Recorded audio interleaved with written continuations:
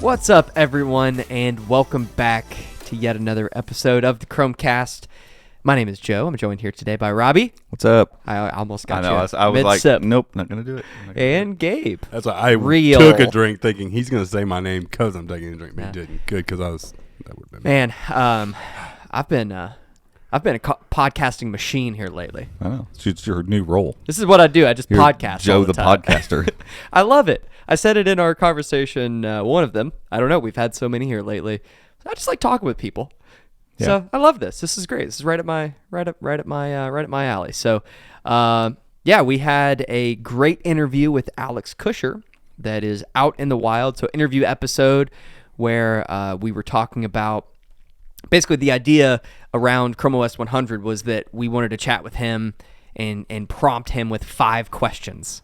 And so it was a fun conversation. We talked a little bit about some of the early days, and like I didn't realize how long he had been working on ChromeOS and involved on the team. And we didn't. Like, I didn't know that way until another interview that you did with.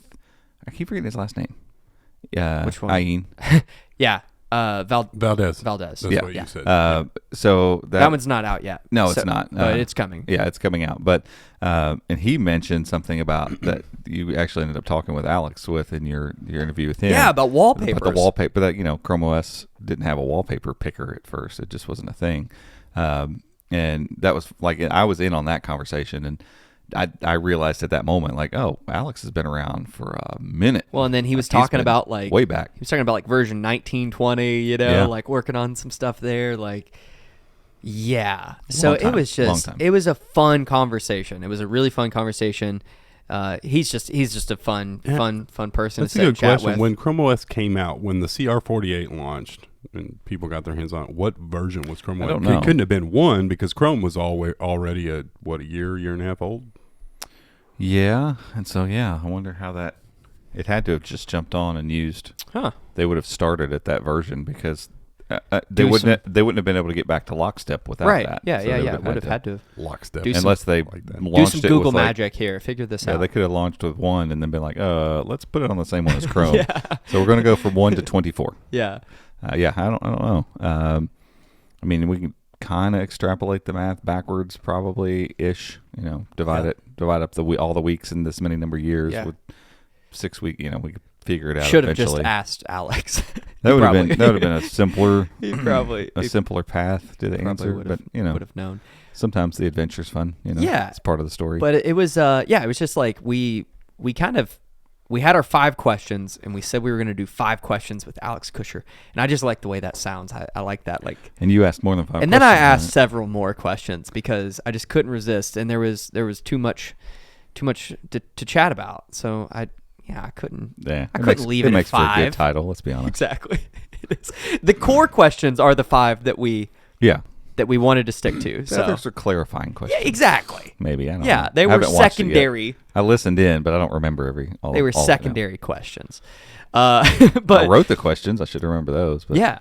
It's been a week. It was funny. It's been quite a week. It was funny whenever we asked the question about Chrome 200. We were like, what's it going to look like on version 200? And he was like, what is that? 8 years from now?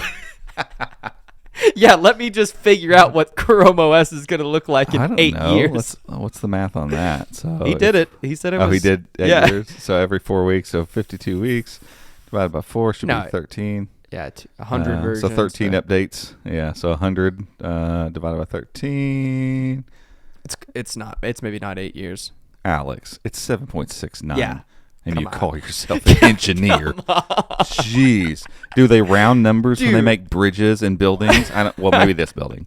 This is maybe this one. Full of rounded numbers. For sure this one. 7.7, call it 8. They were like, we want to square this room. I don't know, bring that wall in a little bit. What's the angle measurement in that corner?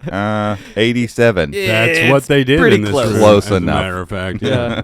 I'm just kidding. They had obviously. squares back then. You could have squared that. He is quite right. Almost 8 years out. Yeah. But it was funny because the conversation led to the and I love this is why I love ChromeOS so much. It's like in the kind of first part we were talking about how they as like a kind of fresh take experiment of trying a new type of computing we're like, what is the bare bones? Like, what is the simplest thing? Do you need a wallpaper? Right? Like asking those sorts of questions. Sure. And then built from there. And then kind of looking forward, when we asked the question about what does 200 look like, he kind of brought it back to like the first principles. Like what are a couple of the core things we want to do? How those manifest, Right. We're not quite sure. Like what exactly does it look like to have computing with new input, with AR or different things we haven't even come up with yet. Like what does that sort of computing look like? Like obviously with touch, we've gotten into a whole new different way of computing, with touch interaction. And what does it look like to have, your watch doing something that we don't know about right now? So he kind of brought it back to just some of the first principles of the goals that they've always kind of had. And I won't give it all away, but go listen to the conversation. It was really fun. Yeah. And just shout out to them and their team for so many years of just awesome work and being innovative and continuing to innovate, Right. And it comes at some expenses, a lot of times, like innovation does, absolutely. like this type of thing.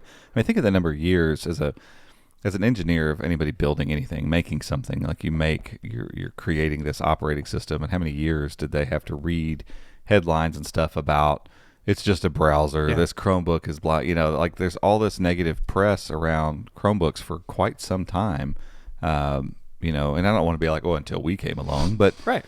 And that's how I think that. But there weren't many people writing about Chromebooks. I mean, you don't have to say it, but not in a positive light. No, yeah, not at all. If there was Chromebook news, it was usually just I'm going to take a minute to bash something I don't know anything about, right, or that I don't completely understand, and I think that's why some of the relationships we've been able to build with Google are there, because they're like, finally somebody that kind of gets it. Like I don't want to claim that we get the whole vision for all this stuff, or that we have everything figured out, but I feel like we're at least enjoying the experience that they are trying to create, and there are plenty of other people that do. And so since that's the case, like we're the news outlet for those people, right? And it reminds me a lot of, he's actually moved on to work for Google now, but Dieter and Android, he's been there since like just the very early days with just mobile technology in general, and he has that that tight knit relationship with people at Google in a way that's just different than just sitting down with someone for just a basic interview. So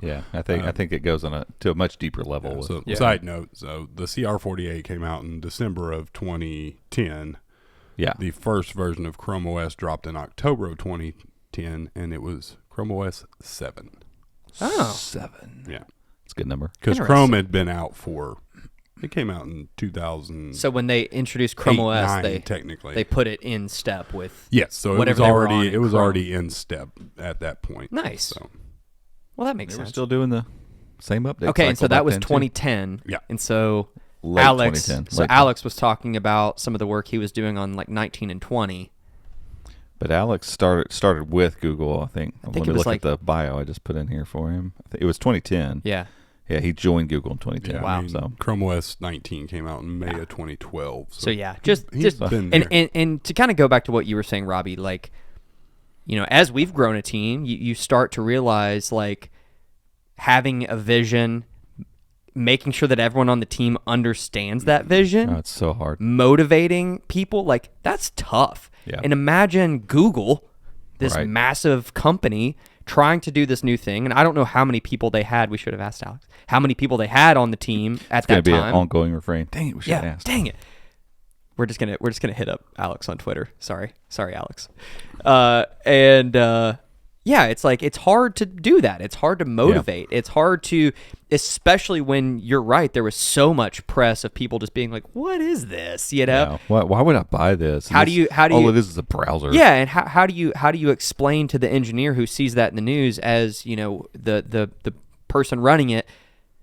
No, that's okay. Stay like focused. Here's what we're doing. Right. Here's how what we're doing is going to change the way that people compute in 10 years, 15 years. Yeah. I mean, it's anytime you do anything subversive, I think you probably run into that. Anytime you do something that's countercultural or almost counterintuitive at the time. Like when Chromebooks came out, it was super counterintuitive, because you also have to remember back when this started how young and undeveloped the web was as a platform. Like it was just not not capable. And I go back to, we talk about it all the time, WebOS and the Palm Pre, and it's like they set out. They didn't set out. They didn't have a vision at all. Like there's great documentary stuff behind what happened. Like they turned course like in 6 weeks, built a bare bones OS that they could show at CES. I mean, to say they had some vision was not true, but when they did pivot and say, we're going to do this, and they held out for 2 years or so making this OS that was built just on web language, so HTML, CSS, and JavaScript, an OS built on that on a phone, and people were like, what is this thing? And they had to work around to get games to work and all that kind of stuff, but there was just some really cool things going on with WebOS at the time, and the web itself just wasn't ready for that. The technology that actually makes the platform, if you look at the web as a platform, great. Now it just wasn't there, and so it's so cool because I was doing the Chrome OS 100 article and working on the Chrome 100 article, and Google. There's some new features with each, but Google's really put a focus on. Hey, look where we've come from. Look at how the web. There's even it's 100 cool web moments is the web page. It's just developer.chrome.com/100. Most of this stuff is not necessarily Chrome related. That like they have Wordle on there further down, but there's Chrome OS, there's the Chrome Dino, but there's an article from Wired about the web's not dead and HTML. There's a lot of HTML5 stuff, but in the mix of all this, because they put out a lot of content around the 100 release, there's the video of Sundar getting up, and it's pre-Chrome OS. He's talking about Chrome and what HTML5 is going to mean for the web, and then that evolved into stuff like WebRTC and all of this, and just it's crazy because the video of Chrome OS, I don't think I have it pulled up here anymore. Anyways, it was like the initial announcement of Chrome OS before the CR48 or anything like that. I can't remember exactly what they called it. It wasn't that. It wasn't Sundar's talk. It was this. Here it is. Chrome OS UI concept video, and they even say in one of the tabs, it's like a web-only environment. Because that's what Chrome OS was when it initially launched, and they launched Chrome OS as a web-only environment when web-only didn't really have that much going on for it. I mean, HTML5 was in its infancy as far as what we have. WebRTC, I don't think existed.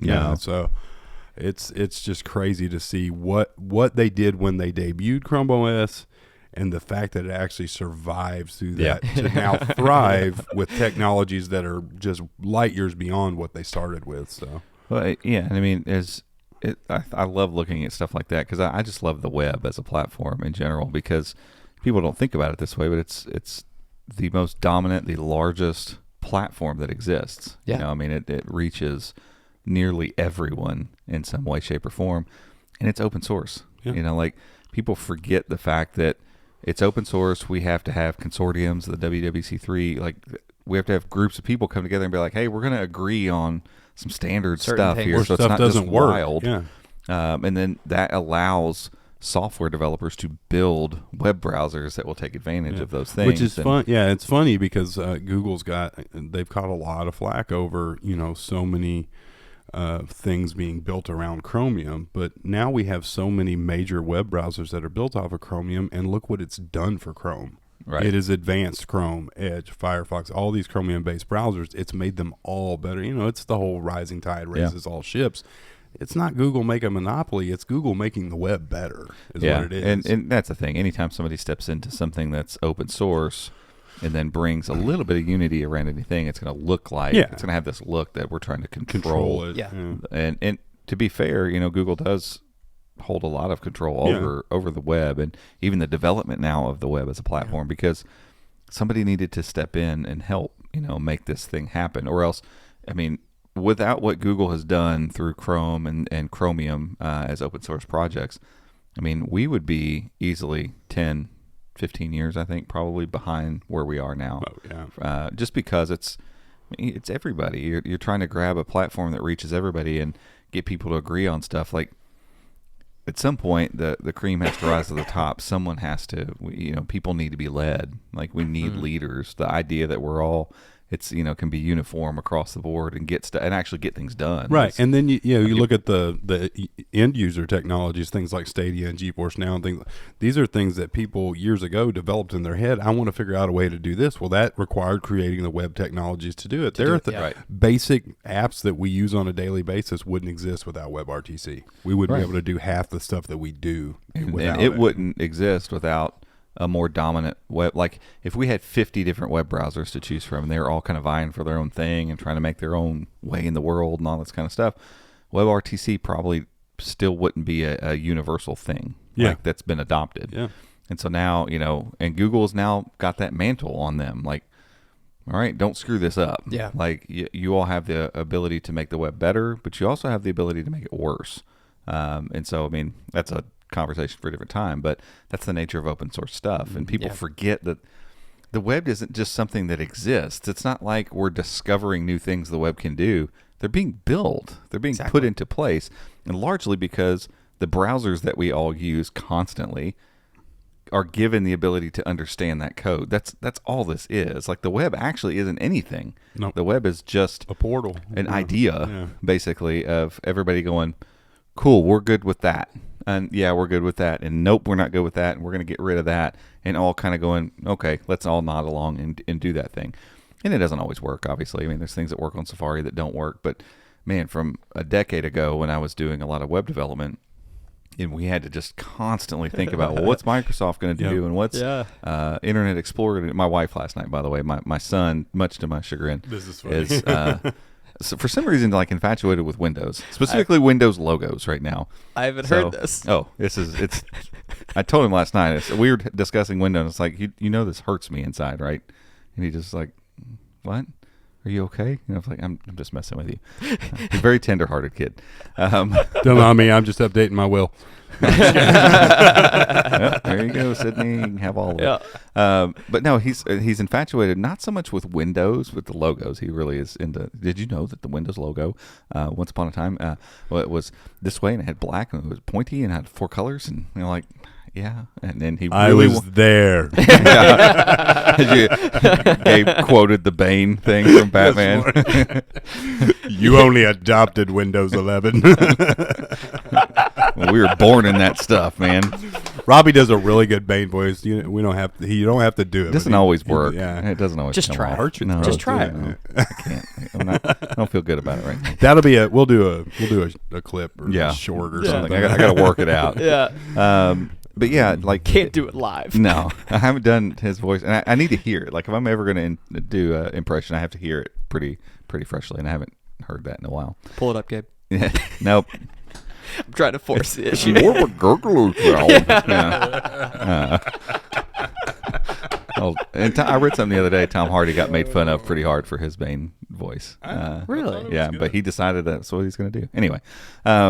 So anyway, we're sitting here talking through it. We're looking at Windows logos, and we're talking through, the differences and how Windows has come along and all that stuff. And my wife, somewhere in there, I was like, because I kept trying to point back, because he wanted us to the gaming Chromebook I used to use for the golf simulator. He wanted to update it to Windows 11. I don't know why. He kept asking me. I was like, fine, let's go. Let's do it. And I was like, what it's going to look like? It's going to look a lot more like ChromeOS, because the one we have here for the golf simulator is on Windows 11. I'm like, I remember writing the article. We powered it off and it started updating by accident. Yeah, and it's been fine. Because under the hood, nothing really changed. It just, I'm sure things changed. Don't crucify me. We don't know anything about. You have no idea about Windows. Yeah, but the skin of it changed, and I do like a lot of what they did because, frankly, it feels more comfortable to me because it looks more like Chrome OS. When we said that earlier on when Windows 11 came out, now that I'm using it, I'm like, it really does borrow. Which, by the way, how about that Verge article?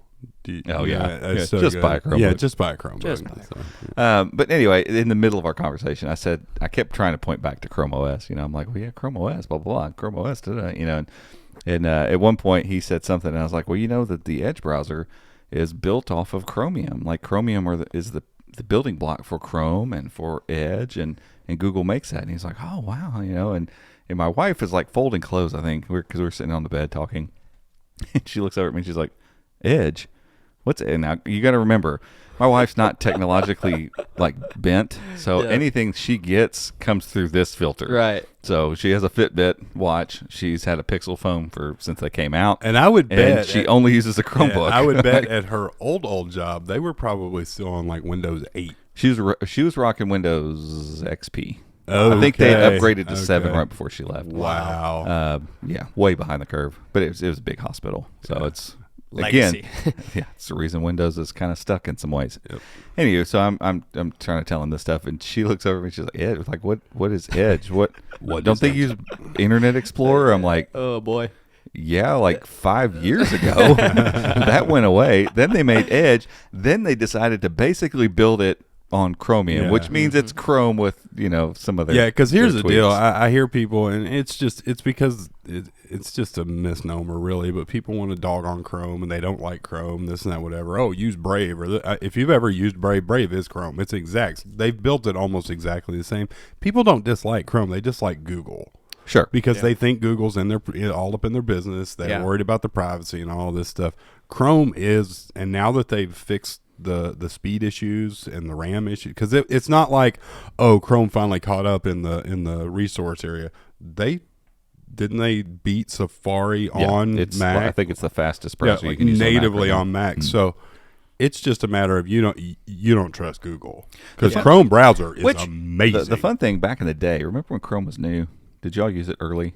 Oh yeah. I mean, I'm me. So trying to. The minute it was out and it was a thing, I was like, "Well, this sounds like something different and new. Let's do it." And it was so fast. When was it launched? So it was launched in. It was launched in 08, 09. Yep. Yeah. I would put Chrome on anything, and then once I started, like, this is web technology, like infecting you, and you going, "Oh God, we can do that." I remember, like, my bookmarks would come with me anywhere. I'd be like, "Oh, I just log in and all my stuff shows up." Wow. I won't tell you all where I was whenever I remember installing Chrome for the first time when it was launched. I won't say where I was. I feel it's going to make him sound real young. Yeah. He was in his diapers? I was in high school. I was at my house this morning. I was in high school. High school. Okay. I mean, I wouldn't. But I remember in the library for those same reasons, bookmarks, all this stuff, and I was techie and nerdy, and I was the one, going around installing Chrome on everything. Yeah, and that's really not that unusual. I remember when Robbie and I first started doing this, I had gone. I don't remember what the reason. I don't know. I didn't have a computer with me or something, but I was like, I got to write. There was some news I needed to write, so I swung by. I have a library card.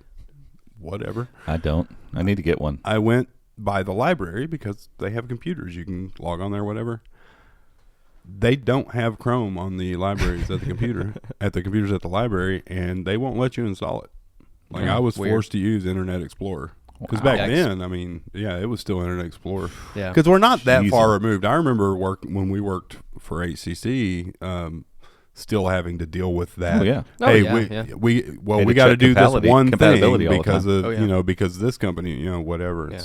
It's horrible. It seems like it was a long time ago. It's like it wasn't really that long it ago. wasn't. I mean, that was an issue, but it's just a testament to how far things have come in a pretty short amount of time, relatively speaking. And a testament to open source. Yeah. And that was part of we kind of kept coming back to that in the conversation with Alex about just the open source mentality and the way to go about putting things together, right? Building things, doing it open source is just a different type of collaboration that I think Internet Explorer just hasn't had over. Yeah, and it never would have. It was years. completely closed source. It was only Microsoft working on it, and I say this all the time, and it takes a long time for this to come to fruition, but open source always wins.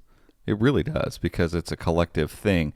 When you put that many people's brains together, it's just better. It's going to be a better thing, like when it comes to innovation and new things happening and things working better. You're going to have more ideas from more brain power. Yeah, I mean, it's just part especially of it. when it's maintained properly, because you take like Linux, for example, the Linux kernel, you have Linus, which you like him or love him, he's Linus, but he's very cautious about what makes it upstream to the kernel. So you have this huge collective that's working on making something better while it's still being policed to keep out anything that might be detrimental to the people, because Linux is in everything. Right, and people say that all the time. Like when I've made this comment, and people are like, "Well, yeah, what about Linux?" I'm like, "What about Linux? It's all over the place. Like the kernel, the Linux kernel. Do you own a phone? Right. It powers so much stuff. And I'm like, so yeah, it may not be a commercial success, but given enough time, open source wins over time. And you could say, well,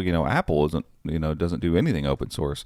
Not really. I mean, they contribute on different open source projects that aren't theirs, obviously. And so it's not fair to be like they hate open source. They don't. They utilize it where they can.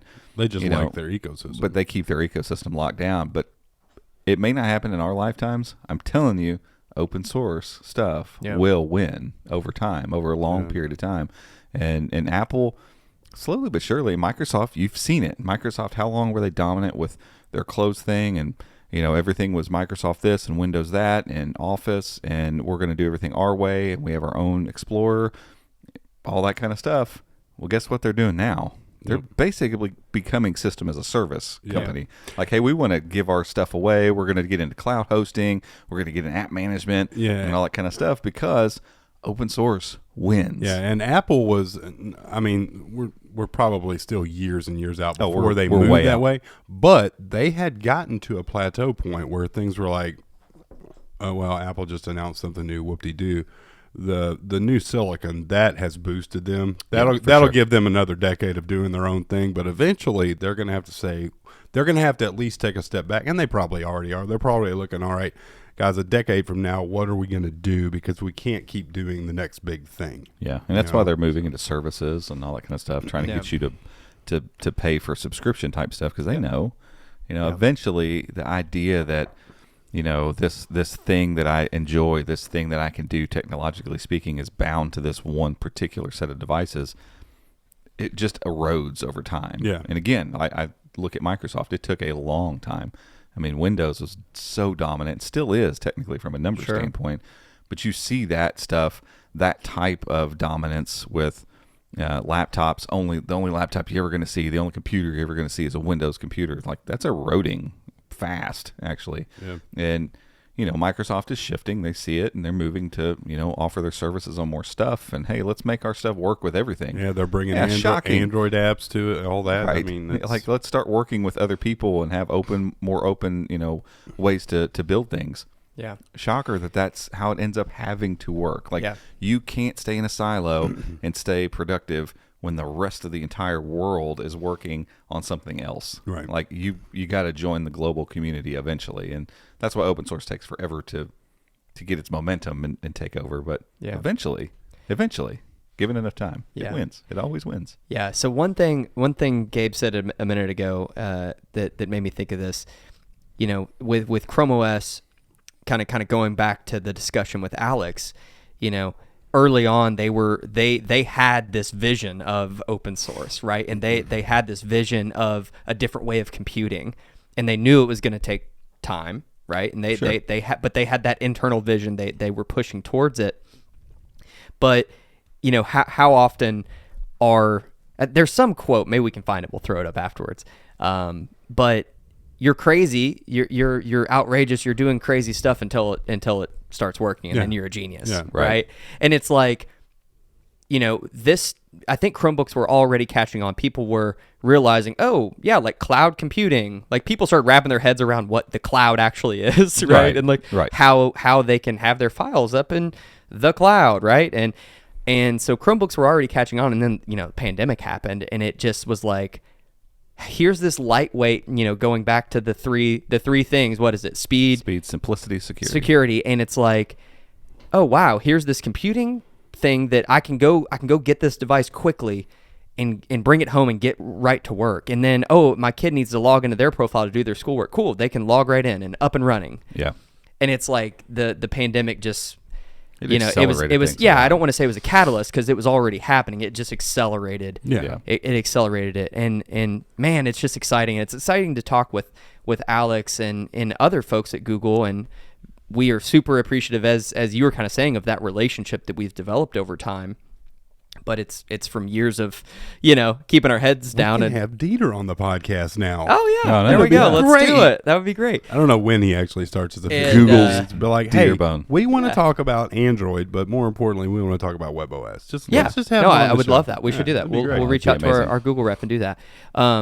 But like one thing that we kind of finished on, and I kind of want to get y'all's thoughts on, is like our digital identities, right? Like in the future, thinking about ChromeOS and being in the cloud and everything connected the way that it is, our digital identities, our privacy, our security, over time, how does that manipulate itself in an operating system? Like, are there ways that the operating system will adapt to help with this over time? Like, or is this just like a thing we're all just gonna have to figure out, like collectively, like our digital identity? What is that? And how do we store it? I think the world, the global community as a whole around this, they're trying to find that balance, because I mean, obviously, as things move forward, the digital world's driven by advertising and all of that. That there's such a greater focus on security now than there ever was before, and I think the pandemic kind of accelerated that too, because VPNs have had their most explosive years and all that stuff. But Google, and some of it's on their own, and some of it's because they've kind of been pressured into it, is trying to do what's best for the web as far as sandboxing things, keeping things private. Chrome 100 rolled out this week too, and there's they're doing things like removing user agent strings. That way websites can't identify what type of device you're on. They can just kind of get an idea. So they're doing like grouping things where they group in geographical groups of people instead of giving them specific identifiers for the individual person. So it's a tightrope. I don't know. I mean, who knows? 20 years from now, it might just be like your entire identity is just online, and that's just the way that it is. But what's that look like? Yeah, and how many of these kids are growing up right now that their entire life, all their medical records, everything? I mean, that's a whole nother discussion. But, it's like everything. It's wild. Yeah, and it's funny, like we get into the privacy thing, and you start talking about all that stuff, and, it's easy to get on the side of things where you're upset by the fact that Google or Facebook or whoever is taking my privacy. I have the right to my privacy, and I get that. Like, I get that people are really sensitive about that kind of stuff, because ultimately, when it comes down to it, no, I don't want someone snooping. I don't want somebody looking into my personal stuff and looking around. Like, right. It's a gross invasion of privacy if that's what's happening. For the most part, that's not what's happening. Right, but now I don't. Again, don't crucify me here. It's not that there haven't been times where a company, Google, Facebook, whoever, haven't been kind of caught, like, oh, they heard or they saw or whatever a thing. But the way encryption works and the way that their systems work, like, they don't know to attribute it like to a particular person. Right. Like, it's a person looked at that and a person did this and that same person did this. I can build all this stuff around this person. I just don't know who they are. Right. So is that now invading my privacy? If they still don't, Yeah. If I'm anonymous to the person looking at it, if I'm completely anonymous and they could never pin me as some person, they just know that I'm some dude from Kentucky, maybe, that did XYZ on the internet. Like, that's the part where I'm just like, it doesn't bother me that much. And that's my thing. And everyone feels differently. I'm not defending the way we feel or the way or anything, but like you said, it's kind of like this anonymous identity of a person, because honestly, at the end of the day, it all boils down to revenue. Yeah. 90% of Google's revenue is from advertising and all of that. And all of these companies do targeted advertising, all that. That data is used for that purpose. So when websites and journalists and bloggers twist it to say, oh, they're snooping on you, Google does not care who I am and what I'm doing in my house at 5:30 in the afternoon. They really don't. Apart from they want to be able to sell me something that's relevant to me. And I'm going to be honest with you, and this may be naive, and it may just sound like I'm stupid or whatever. I don't want to go on a website and see a bunch of irrelevant ads. Yeah, I'm going to have to see ads. Give me something close. Give me something that I might be interested in, and that maybe, that's consumerism or whatever. But that stuff does not matter to me, because for the most part, that data that they are using is anonymous, and it's used to advertise to. I was sitting by someone a couple of weeks ago, and I was looking up something. It was on a charity website. It's Compassion International or something. I was looking up something on my phone because I was trying to download a video. And this guy made the comment, no, Facebook's always snooping on you. I just got a Compassion International ad. I'm like, no, you have location services turned on your phone, and they don't know who you are, but they know you're sitting near me, and I'm on their website. Right. That stuff does not matter to me. Yeah. I don't care.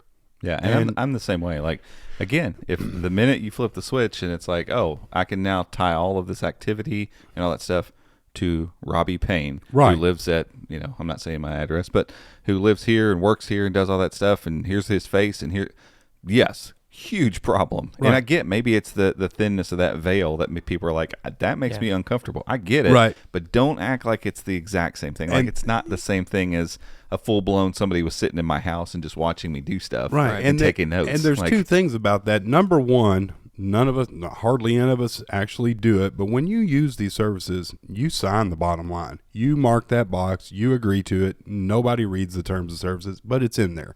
So shame on you.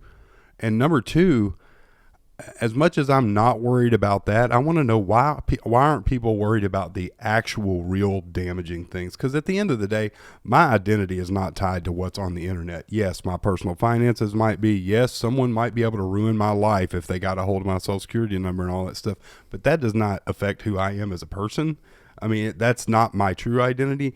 But why aren't we looking more closely at these? T-Mobile had 2 data breaches in 6 months.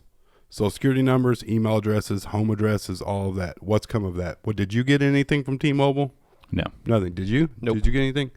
Nobody cares about that. Yeah. Because they want to be mad at Google because they feel like Google's invading their privacy. Right. Yeah, and it's Google's like a story, just trying, it's like a story over time. Yeah, Google's trying to better the user experience while also feeding the commercial machine. And we live in a consumerist society. If you don't like that, go live somewhere that lives on the barter system.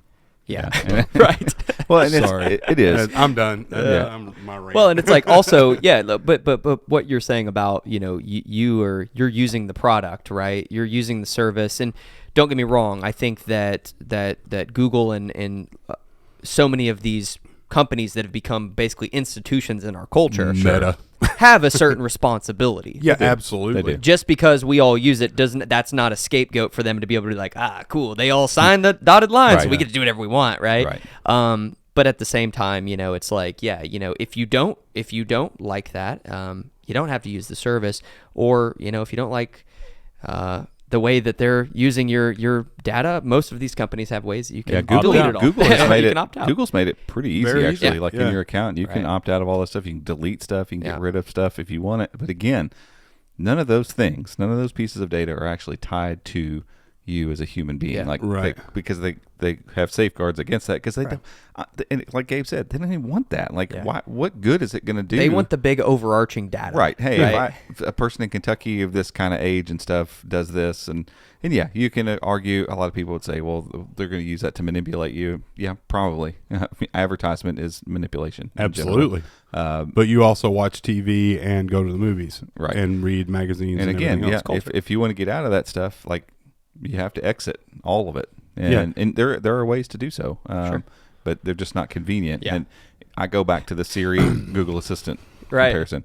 Why does Siri suck so bad? Yeah. Because Apple's like, we're going to keep your privacy. And again, there's been plenty of stories about Apple not actually doing that either. But, they try not to pass much on to Siri. And so Siri's super limited in what it can do. Yeah. And so that's just kind of part of it. So do you want the service and all that kind of stuff? And the convenience of it? Right. Yeah. To give away the data of how you use the thing. And it was like the phone and messages story that went around not too long ago. Like Google's been snooping on all this kind of stuff. Some of that data that gets sent to the servers is like, was the call completed? Did it drop? Did that message actually make it from point A to point B? The message is encrypted. The 2 users are encrypted. Yeah. We don't know anything about any of those people. We just have the data that, yes, this worked. We're getting feedback, essentially. Yeah, and it's like that gets twisted into, like, as if there's like room full of people spying on average Americans for what again? Like, what good would it do? Do you think anybody's going to show up to Google and not take a paycheck just so they can snoop? No, they're getting paid. So Google's now paying for what? Yeah. Like, they don't need that data. Like, the data they need is age, demographics, geographic, so we can sell you stuff, just like Gabe was saying. So I don't know. I just think this stuff gets blown so far out of proportion, so far, and because these companies don't care about you as a person, they just don't. Yeah, but it was good. It's kind of bring it full circle here. It was good to hear from Alex when we talk about Chrome 200. One of the 3 pillars was that kind of security and personal identity, and how that influences the OS over time, because Chrome OS is tied to the web, and a lot of the stuff we're talking about is the web, right? So the two are in step, and it's nice to hear Google say that they're thinking about that, and they do recognize that they have a bit of a responsibility to I think like the pillar is security, not necessarily privacy. You know, and security is obviously a huge deal. Like when we start talking about our digital well-being and what we are online and how much of our information is online, security just only becomes more and more heightened over time. It has to, and so that's very, very important. Have better passwords. Yeah, that's part of it. But and thinking through it and having systems in place that don't get breached all the time. Like Chrome OS is very secure in that way. And so that, again, brings that conversation up of like, well, but if I use Chrome OS, it's secure, but I'm not fully private and anonymous. No, and if you're going to want to be fully private and anonymous and still be an online citizen, you're going to have to figure all that stuff out yourself. And guess what? It takes time and money and effort to do it. And you can either try to figure it out yourself, hire somebody to teach you how to do all that kind of stuff, or use a service where some of the info about yourself, not again tied to your face in an anonymous fashion, is used for advertising. It's you get to choose those things. It's not an easy choice. You're going to need a very obscure version of Linux on a laptop. Satellite phone. You're going to need a satellite phone. Log cabin. A VPN. Some sort of solar energy, because you have to be off the grid. And I'm not making fun. I'm just saying to live in the country that we live in, or in most places in the world, to believe that you can disconnect your digital identity is a bit naive. Yeah, it just is. It's tough. And it's tough at this point because people that have decided like, Google is the devil, or Facebook's the devil, or the internet's the devil, or whatever. Like government. These things are terrible. The government's going to get it, or whatever. At the end of the day, like we're at the point now where I don't know how you get away from it. I don't know. But in general, I mean, so far, knock on wood, we haven't seen a situation where, even though there's stories about the government's going to take and use our stuff for, I don't know what. I guess they're going to spy too. They like to spy. Cool. And see what I'm watching. They're going to see that I watch Seinfeld, or whatever. I remember all the stuff with Julian Assange and all that. I never got into all of that to know even what. And I'm sure the government probably wants they want the data for security reasons. Are they going to overreach? Probably. Yep. It's the government for national security purposes or whatever. Yeah, exactly. They want security. And on some levels, probably they can probably get some of that. And so that's what Google's going to have to keep tackling those types of things, because the government's going to keep knocking on the door. They're going to keep wanting. Oh, you have a lot of data. We want it. Yeah. For probably a lot of things. It's probably not just national. Like they can say national security, and a lot of Americans are like, take it. You can have it. Sure. Keep me safe. Yeah. And that's probably not what they're using it for. No, absolutely not. Did you all ever get into the whole WikiLeaks thing and any of that? No. Not really. Did you get into it, Andrew? Again, I just, and Gabe said earlier, you might watch this and call me stupid or naive, but I got a lot of stuff to think about. But I also that's just one of those things I'm just not going to. I love making YouTube videos and playing disc golf. And so I think about that stuff a lot. I enjoy tech, and I enjoy a lot of it. And again, if understanding that the veil is thin, but there's a veil there that you have data on me, but you don't know that that's actually me. I don't care. Like I just don't care. It doesn't mean that everybody shouldn't care. Sure. But and those are just all the. That's why the web is complex. Exactly. And when we start talking about Chrome OS and the evolution of this stuff, like it's not just this simple like, oh, I made a thing. It's not like a craft project. Why do they always make us like put together stuff? Why's it got hay in it? Like it's this ongoing, deeply complex, and because it affects everybody. Yeah. And so every move, every decision that gets made, everything that happens, like it just affects everyone. And that's an awesome thing. It's a terrifying thing. It's I don't know. It's a wild thing because it's not. as you see Apple keep growing, especially in the U.S., like the dominance that they can assert over like app developers and all that kind of stuff. That's like a microcosm of what the web is as a whole, because it's this worldwide connection of people and ideas and socioeconomic things and ideologies, and it's vast and bizarre and complex and difficult, and there's no simple easy answer. I mean, all the stuff we've even said here is one side of one opinion. Exactly. Yeah, exactly. Or two opinions, technically sitting here, and I have no nuts. opinion. It's only you didn't share. Yeah, it's only two we talked too much. You didn't share your opinion on privacy. You just said you played disc golf. I just asked the questions. Blockchain. That's the answer. Blockchain is very interesting. Oh, it is interesting, but I saw a very interesting article yesterday that said, for all of you that think that blockchain is the future of, it's 100% secure, right, this, that, whatever. If that's really true, we would not be daily talking about people having their NFTs stolen and all that. Yeah. It's not. It's just another thing for people to try to attack. Yeah. It just is what it is. And we won't go down that. No, that's no. That hole is. And you get into like Web3 stuff and all of that too. Yeah. Yeah, and I'm sure Google's looking at all that stuff too and trying to figure out like, as that becomes more, prolific. Like how do we use it? How do we leverage it? The cool thing is when we think about the future of ChromeOS is that we're getting.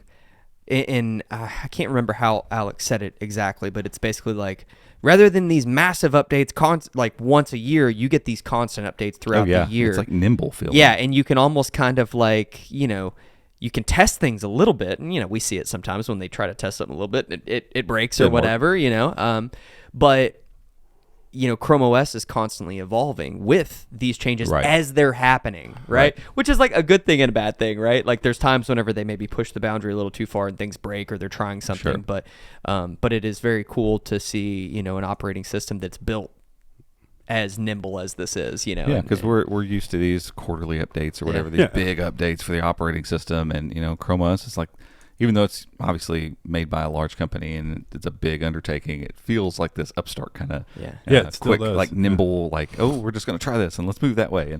And that's the difference in basing an OS on web technologies versus legacy stuff. Right. Like in general, one day, I mean, people might run parts of their business from a Chromebook, but like you're probably never going to have a Chromebook that's running the robots in the in the car manufacturing plants. That's maybe, I don't know, maybe they'll run Linux. I don't know. I mean, web technology could do that because you think about it, and that's the thing. Pre-pandemic and a few years prior to that, most people, and probably a lot of people still now, if you ask them about the cloud, they're like, "Oh yeah, the cloud."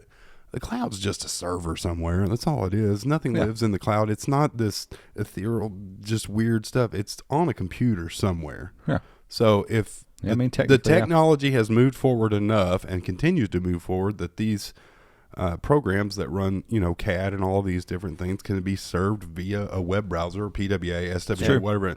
There's no reason that stuff can't happen. Well, and especially like, these... and they start being more connected. Right. Well, in like, I have a friend who works in, who's an engineer who works for a company. They have a proprietary piece of software that they sell to factories, right? Yeah. But all the software is connected, right? So he can hop in if there's an issue on the line, and this one robot, robots. Robot. Like Batman. It's the robots. I'm pretty sure you said Robat. And this one robot. I said Robat. We'll have to call it Robat. It was Robat. Okay. Yeah. I like Robat because it's like the robots that work in the Batcave. Yes, exactly. He's got the Batmobile. I was thinking more like a Batman boat. Come over here, Robat. Come over here, Robat. Robat. But I guess it's all connected. It'd be like a so bat bot, wouldn't it? Bat bot. I like Robat. Robat. Anyway, so they're all connected. Like if there's an issue on a line where that one robot is, a millisecond off or whatever, they can make those adjustments and do that sort of stuff. So like, I could see a future where that's happening. But. Yeah, I mean, the more and more, I'm sure companies are looking to try to get away from legacy stuff so that, again, that they can also be nimble and adjust and change as the internet changes and things move. Like the internet's not going anywhere. If the internet goes away, we have a larger problem as a society. Yeah. Something big has gone wrong because people, like, there's all these science fiction things about, the internet's gone. Well, that would take a massive undertaking because, like Abe said, it's not like the internet lives in one place. It's the web. It is the web for a reason. It's a bunch of connected servers. Like, we could put a box over here in the corner and hook it to our somewhat reliable Wi-Fi here and spin up a server and be part of the web. Or if the web ceased to exist everywhere else, we could start. Didn't they? Somebody had a local web. I mean, all it is it's a infrastructure. I mean, if you have a company that has a local network, once you make a way for people on the outside to connect to that, it has become the internet. That is what the internet is. That's how it works. That's the web. Sorry, that's the web. Internet. Yeah, web and internet. Yeah, the backbone of communication. So, but yeah. Okay. It's all semantics. Wow, that was so ChromeOS 100. ChromeOS 100. Yeah. There you go. That's our thoughts on where we're at, what this web-based operating system can do, and security, privacy, all these fun things. Okay, let's take a quick break for an ad, and we'll be right back. Alrighty, welcome back, everyone. We forgot to talk about our new desk accessories. I know. First thing, trinkets, it's figurines, right there in the front, and we just breezed right over it. That's we got excited about security and future of the privacy. web. Privacy, right. And privacy and security. Privacy. Tangent, but not same. But yeah, so we got a package delivered 2 days ago. Yeah. And was it 2 days ago? All it says on the front, Monday. and we'll cut in some of our footage here, wow, because we did a little behind the scenes unboxing for our patrons, and we got this box in 100 versions, or what did it say? Dang it, no, it was two things of 100. 100 versions, 100 whatever, I don't know. Anywho, 100 versions of ChromeOS celebrating, and we didn't really know if it was like sent to us as creators or if it was whatever. But if you want to get into Patreon and watch us unbox it and learn, you'll know exactly that we had no idea we what thought it was about. for us, but I'm pretty sure it was more for like IT admins. We aren't that special. No. But the box did have some Dino figurines, and everyone knows we love Dino. Yes, I'm super excited about that right there. Yeah, I think it'll be a fun little prop. We can include it in the background of videos and whatnot. Oh, it's going to be in lots of videos. Andy's definitely going to edit down a dope little unboxing for us. Yeah, I'm excited for it. I have another idea. Robbie, do you have any tattoos?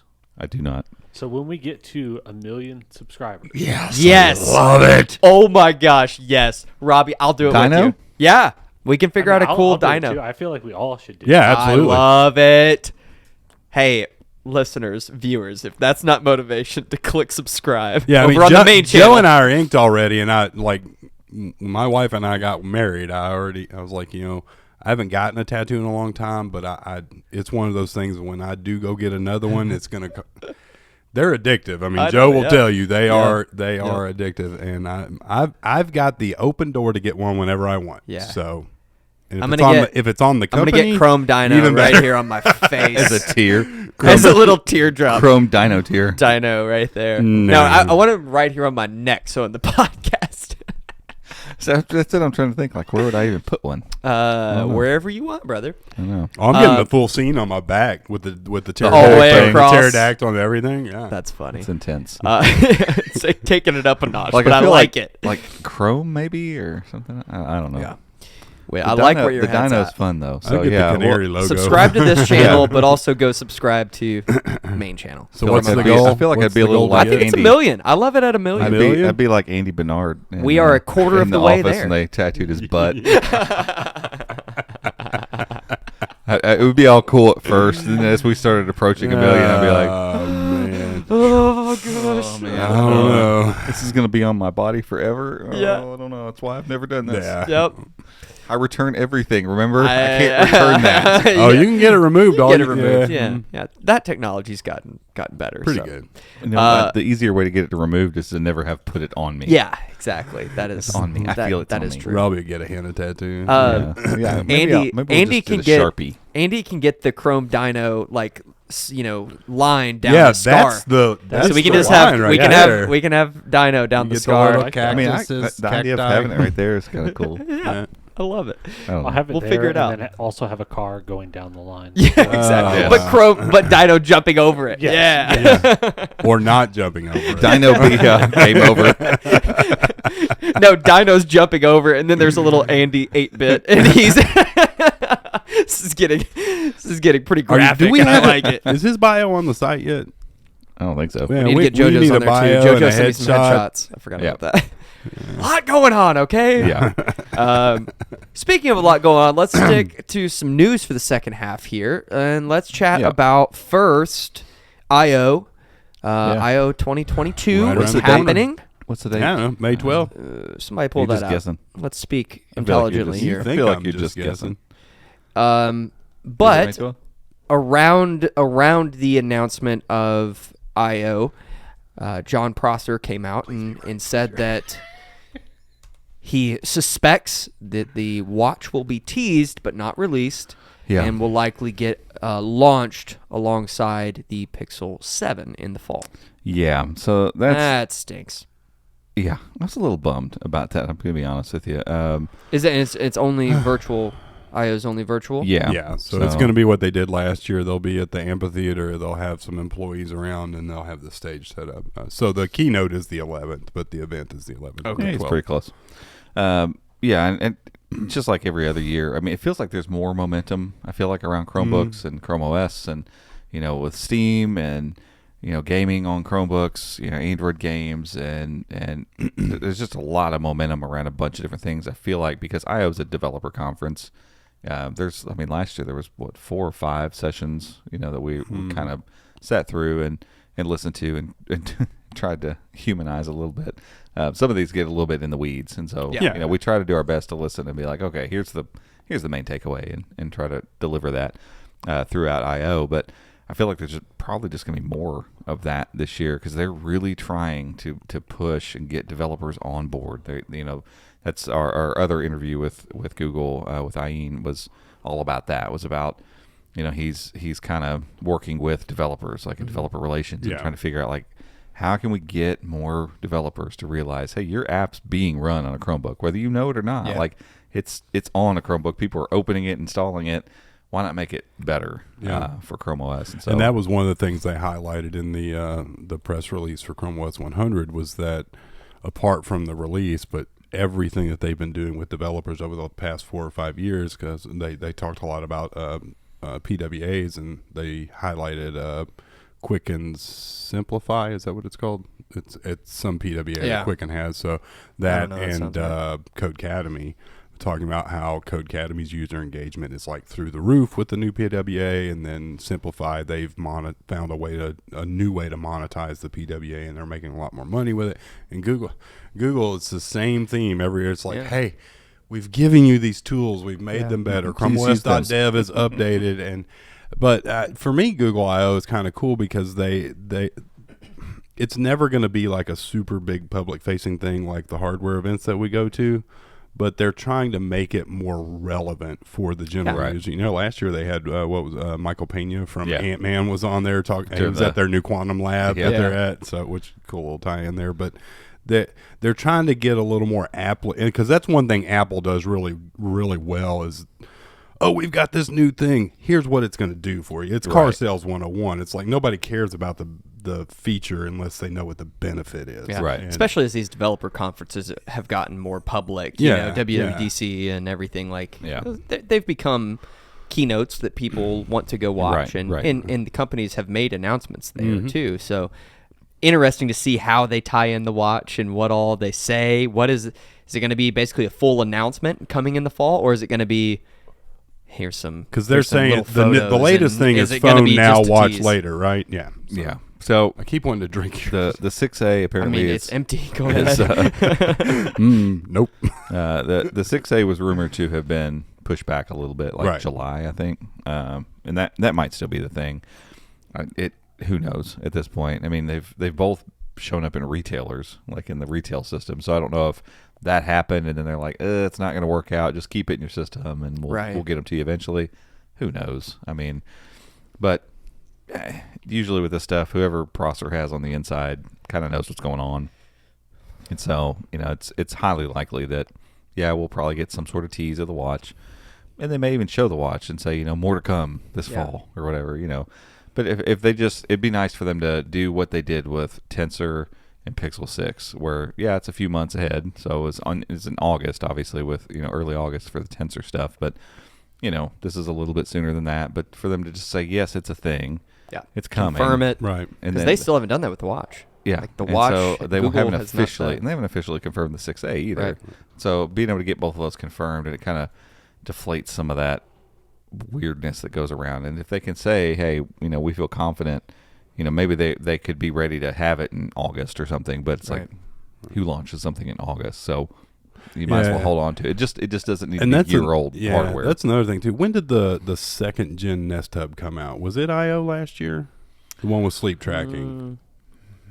I don't remember. I want to say it was either at I/O, because that's when they announced all the sleep tracking and all this different stuff. Maybe. But they said back then that they were going to start doing deeper integration with Fitbit, and you'd have Fitbit stuff available on this and sleep tracking and all that stuff. Whatever. This could very well be the platform, because Robbie and I have talked about. We were talking about this just the other day.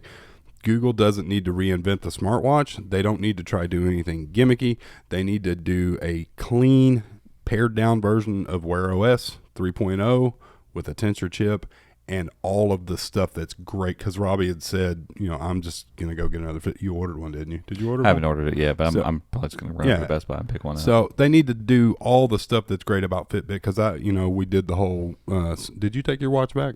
No. All right. So we did. I'm sticking with it. Yeah, the Samsung watch. I love the Samsung. He's a tattoo guy. Yeah, tattoo guy. I got it. I love the Samsung Watch 4. It's great. I just wish I could use all of the Samsung Health stuff. Some of it you can't use unless you sideload and whatever, blah, blah, blah. Google needs all of that stuff at their disposal, and this could be the opportunity where they say, hey, look, what was it, 2 years they acquired Fitbit 2 years ago? Yeah, it's been close to that. Hey, we acquired Fitbit. Since that time, this is what we've been working on, this and that, whatever. We're now bringing the new Fitbit Wear OS platform, and it will be launching this fall on our first ever smartwatch. And I think I just made the keynote. Done. It's already done. You're welcome, Sundar. Just clip that, throw it up on stage. Well, I mean, and I think what they did with Samsung and Wear OS and Tizen kind of plays into that exact strategy, because they've said, hey, look, it's still Wear OS, but this is Samsung's play on it. Sure. And so this is going to be, it's still Wear OS, but this is our play on it with Fitbit on board. So, and I think that's exactly what they need to do. Simple, straightforward, do the things that smartwatches need to do, and then get out of the way. Make sure your hardware is awesome. Make sure the thing's fast. Like, focus in. Yeah. Don't Pixel 6 this thing. The Pixel 6 feels like a first-gen product in a lot of ways. It shouldn't have, but it does in so many ways, mainly because the inside of it is – the problems haven't been on the outside so much. People haven't really complained much about the hardware. No. Fingerprint scanner maybe, but, they haven't complained about that. But some of the software stuff it's getting a little old. Yeah. And so, but that comes from having a brand-new SoC that they're probably still trying to figure out in some ways. And so if they can avoid that with the watch – that would be a really, I'd really rather good wait. thing. And if delaying months, delaying it 6 months means that it rolls out fully baked and ready to go, and people can go to the stores and buy it, and turn it on and love it. If they can only get 1,000 of them now too, like don't launch and not. It needs to be widely available. Yeah, get it at Best Buy. Get it at Side note: can we omit the? And I'm not like a wasteful person or anything, but companies have beat the eco-friendly stuff to death. Can we just do that in press releases?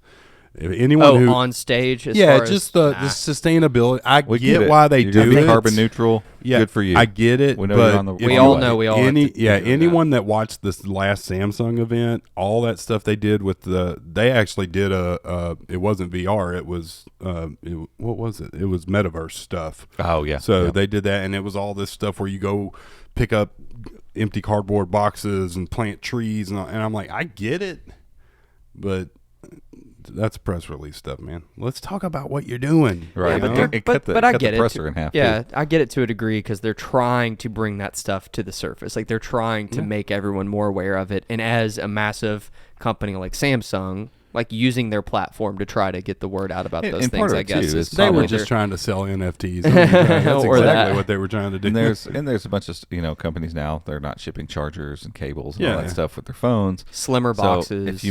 If you clearly highlight, eco-friendly stuff, Yeah. and you can make those moves without quite as much pushback. Yeah. But Yeah. it is what it is. Well, Yeah. I don't want to hear it. So speaking of other new devices, new Chromebooks here.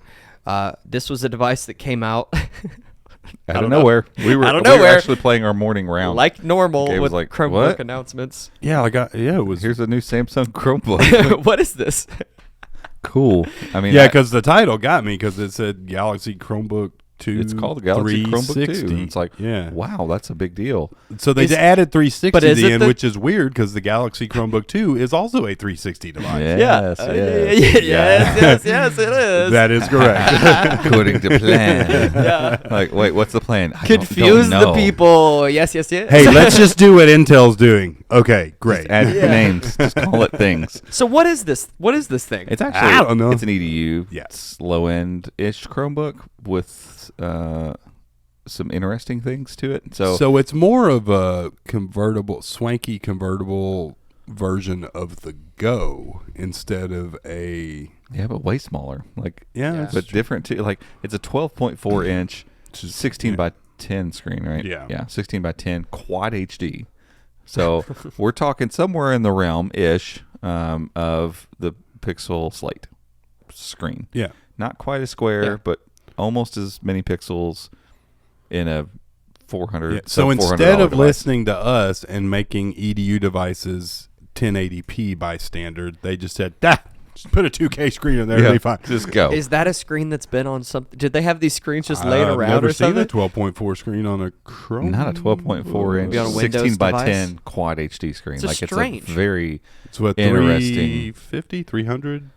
It's a 350 nit screen. But It's it's like like it's brighter gonna be than your average flagship. yeah, it's going to be a nice panel. It's It gonna be a doesn't very nice seem like panel. it fits on this device. It That's does not why at I all. wonder chip's if it's And my gonna- guess that is chip's it's going to gonna be. struggle. It is like they're only offering the base level Jasper Lake chip, which Ugh. on a 1080p screen It's does fine. fine. It's fine. It's not like, oh my god, this thing's so fast. Like the Pentium Silver, so that's in that line. It's the top end of that kind of line of small core Intel chips in this latest generation. It does pretty well. Like it's a good little processor paired up with 8 gigs of RAM and stuff. So their base level is the base level Jasper Lake, 4 gigs of RAM, 64 Yeah, gigs. so they're offering 8 gigs also. They're doing an 8 but 128, but what was the thing with it? those, That's the way they listed it. It's only with LTE, so it's got LTE as an option. So the one that's got the top end also has LTE. So it's like all or nothing. So Kind the of only thing. way you get the 8 gigs is if you get That's why they maybe- listed it. Yeah, who We'll knows see. what We'll see what SKUs configs actually are come out out. there. Yeah. But yeah, what a weird. But it looks like the Go because it's silver on the Silver, outside, black all on the black on the inside. Which I Yeah. love. I love. I do that. too. The I Go like that. looks I like really that legit. look a lot. And honestly, the Pixelbook Go. Jeez, Got him. I wish. The Galaxy Chromebook Go has a pretty good keyboard and trackpad. Like we gave one away, and like those things I liked about it. The screen was terrible on it, so this fixes that. So the build quality is probably in that realm, which it probably is going to be. It's going to be all plastic. It's not going to be a terrible device. Like, Yeah. there's going to be some benefits probably to There's this no device. rugged though, right? There's no mil spec or anything. I don't think so. That's what's odd. Like I could see them doing an EDU specific device and marketing direct, but this feels like a EDU device that's being marketed directly to consumers. But I'm And gonna while be we're honest. talking about marketing, what sense does this name make? Yeah, and I'm No sense. gonna be honest. I'm not buying a device like this for my 5-year-old. Well, He's gonna break it. here's the other question. Why not call it the Samsung Galaxy Chromebook Go 360? Since it's basically the Go How funny it would be that if it can was go a typo. 360. Like the guy that was filling it out was he was working on his Chromebook 2 and he accidentally put Chromebook 2. It wouldn't surprise me. Now they're like, oh, well. Because it just looks like a Go. I It mean, does. It looks like the Chromebook Go in a smaller form factor with a rotating hinge and a nicer screen. Because Why remember, would we had found there was an 11.6 inch Go that just Yeah. never really surfaced anywhere. Yep. They had a video of it and everything, but I don't know. It's weird. It's bizarre. And I so, mean, what's the price point? Um, Did I they- couldn't find U.S. pricing. It was, let me get down here. So the 464 is 419 pounds. For 128 LTE model is $499. So I mean, you're getting LTE and upgraded. That's actually, I'm sorry. No, it was $550, which they there it was doesn't no translate. there was no 8 gig. That's right. So Seriously? yeah, the two models they listed were 4 gig and 128 and 64 and LTE. So I mean, like, there's a bunch of stuff in this that I'm like, unless they shock me with build quality, I'm like, why? I don't. Yeah, but the naming. Know why you would buy this. The naming makes no sense to me. And our Samsung rep, we got a new rep, so they're supposed to be sending one over when they get one. So we'll see. Maybe once we get it in, there's something we're missing. Like, oh, I didn't think about that. Or this is not like the form factor. I love that idea. Sure. Like, that's Pixelbook, original Pixelbook size, ish. In that range. That's great because it's large enough for a tablet or for a laptop, but it's small enough that you flip it back into tablet mode. It's not too bad. But yeah, the naming makes no sense, and the fact that you're now why would you put this many pixels on a screen that size with a processor that's going to feel it? It's gonna struggle. It's no different than HP cramming a Quad HD screen in their X2 tablet.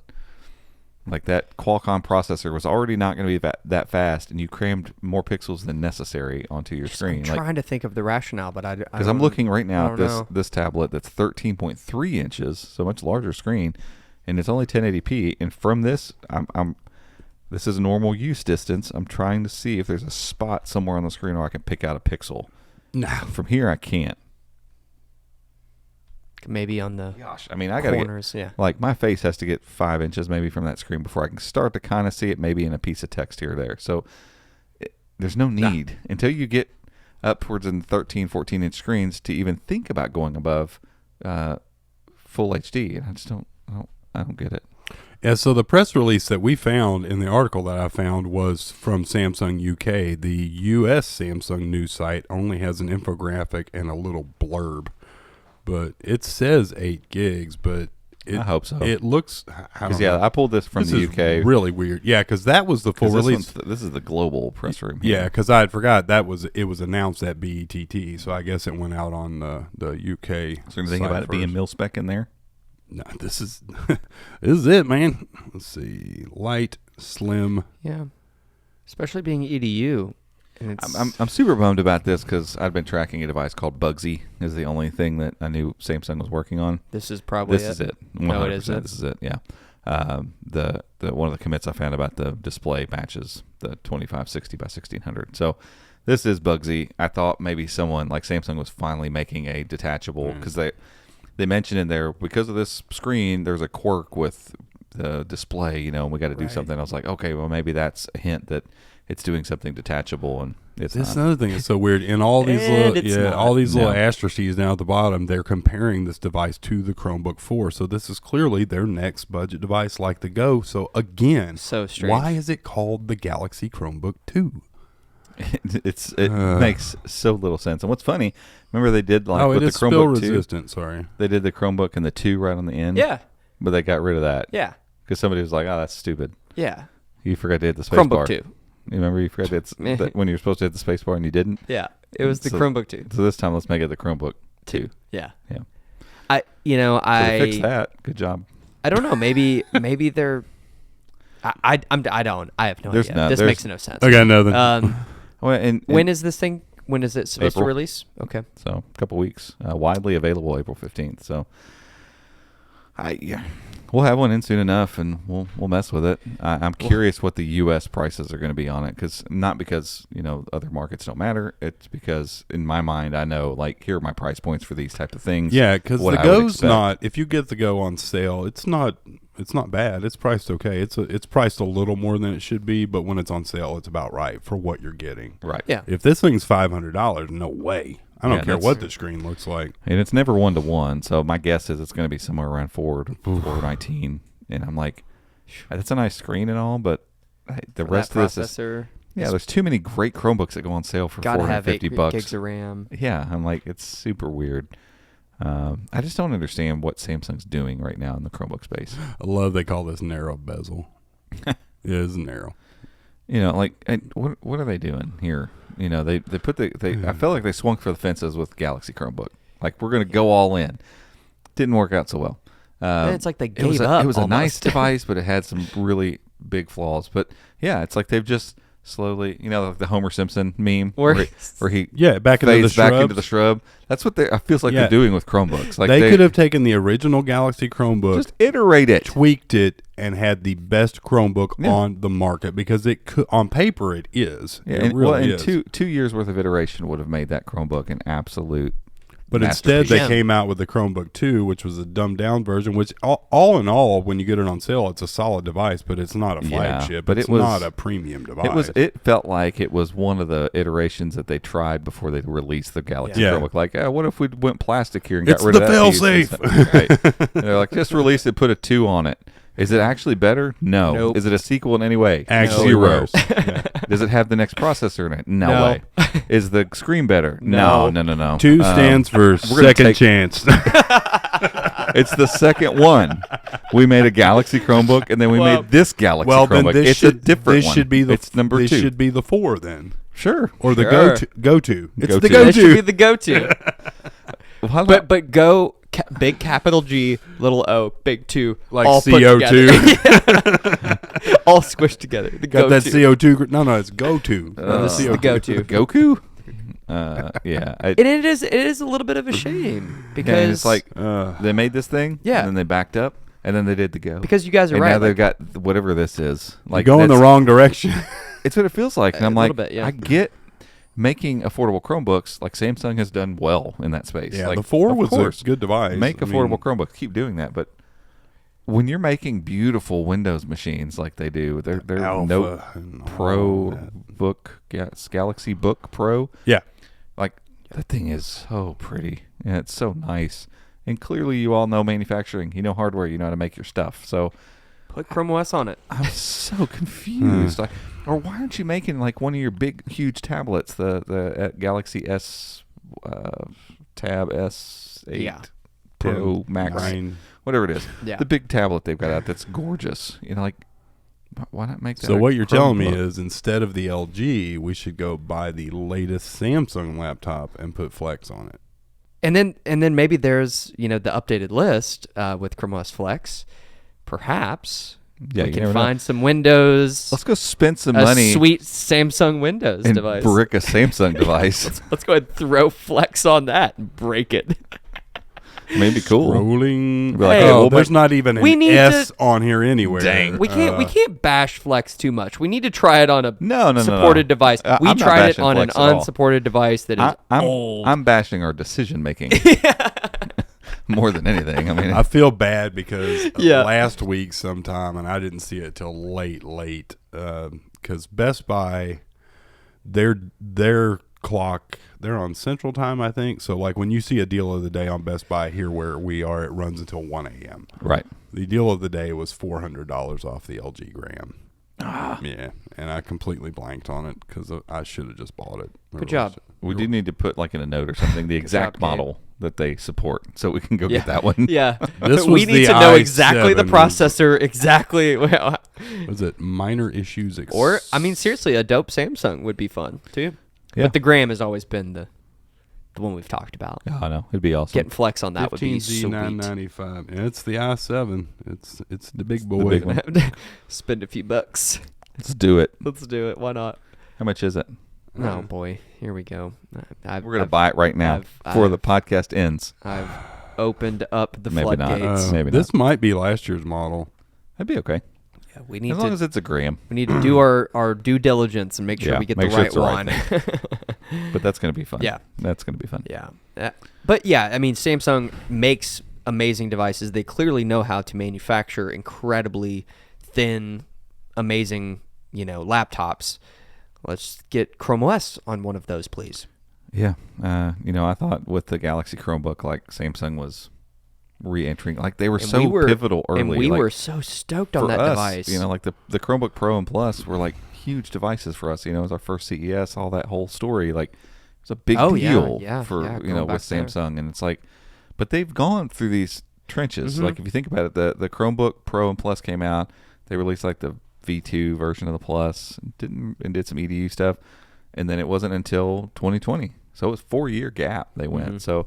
I mean, they may take another year off or so, and Yeah. maybe next year we'll see. Take another swing at it. Yeah. And perhaps, I mean, we're still dealing with all sorts of weirdness because of, global pandemic. And so maybe they're holding off a little bit and waiting for the right time to launch a more premium Chrome OS device. Yeah, and they could be just sitting back and being like, hey, let's just let somebody else take a swing and see how it goes before we get into that. I think like HP's Dragonfly is going to be telling the way it sells and the way it does. Because it's going to be expensive.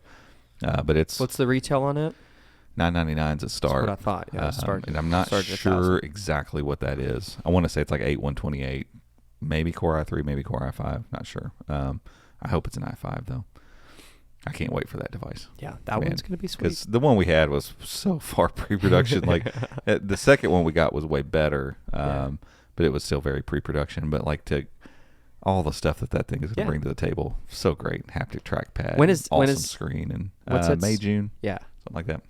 So yeah, mid to late second quarter. Summer's going to be fun. Yeah, there's going to be a bunch of Chromebooks. Summer's going to be really fun. Usually it's like, I guess we got no Chromebooks for a while. Yeah. No, we're going to get a lot. Actually. Because all the older like Chromebooks are buckle start up, coming Andrew. Up. Yeah, we'll buckle up. Flip the switch back into review mode. Yeah, I haven't had to do that in a little while. Yeah, been kind of enjoying some of these other devices and just messing around. But it'll be time to get back into that mode. Yeah, yeah, exciting stuff.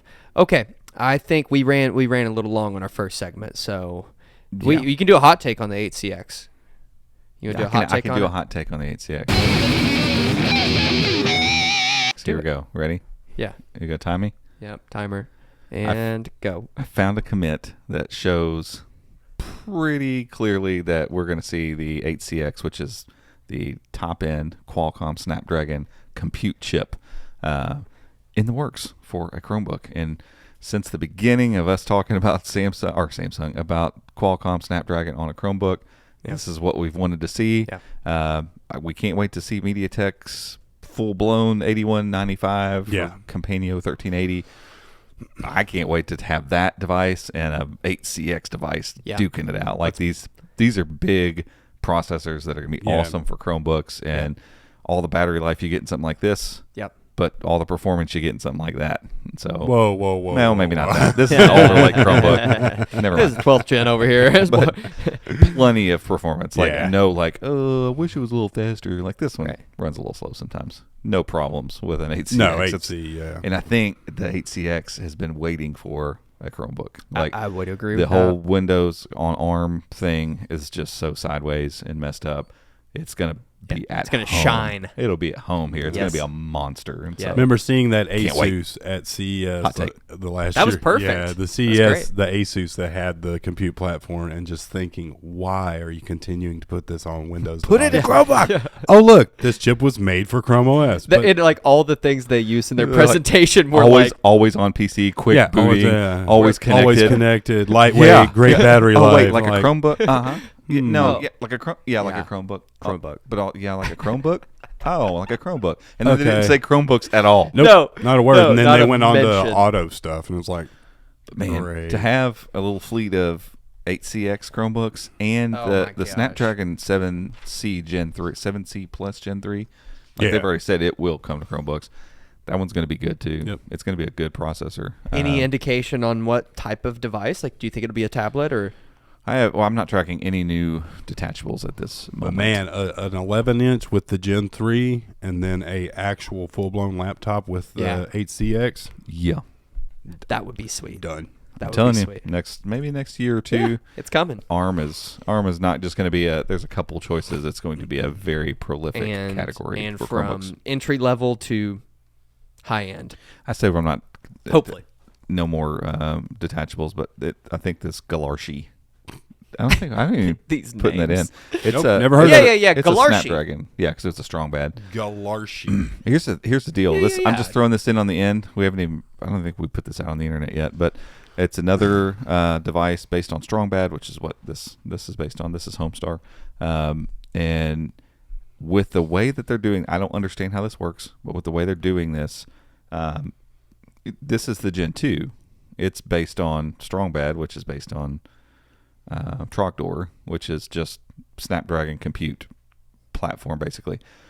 I don't know how they're doing it. Like this one, from the looks of it, looked like it was going to be a Gen 1 chip. Sure. They shipped it with Gen 2. Right. which means they can do the same thing and probably just because the architecture is pretty much the same. Well, it's a little different for the Gen 3, but I don't know. I think from a development standpoint in the repositories, we could see a Gen 3 come out of the Strongbad platform because it's still the 7C platform. Without and them the having configurations to- also, Without them having to make it clear, like, this is the Gen 3. Yeah, so they could just, because it has different small cores, I think. Maybe. I think the core configuration is very different. Yeah, but with the Gen 3. configuration's still the same. They're just the newer ARM cores. So like they the could platform probably itself. just swap them out. Yeah, it's my guess. And I That'd be think dope. part of that's the whole Senior and all that stuff. Yeah. Those chips, the 7280 never was. Those boards haven't done anything. Like they're almost. I don't know. It is over my head. I don't understand it. But what I do know is that whatever they're doing on that, they make no clear indication that just because it's this board, it's this chip. It doesn't work that way. It's not as clear cut as like with an Intel device. And so that gives me hope that some of these other detachables that are Strongbad like this could show up as a Gen 3. Probably not the 8CX. I think it'll have to be its own new platform because I think that's a different compute platform. But I could be wrong there too. Yeah. Well, there you have it, folks. I think that's it for today. We appreciate all of you all tuning in and watching and listening, and we'll catch you in next week's episode. See ya.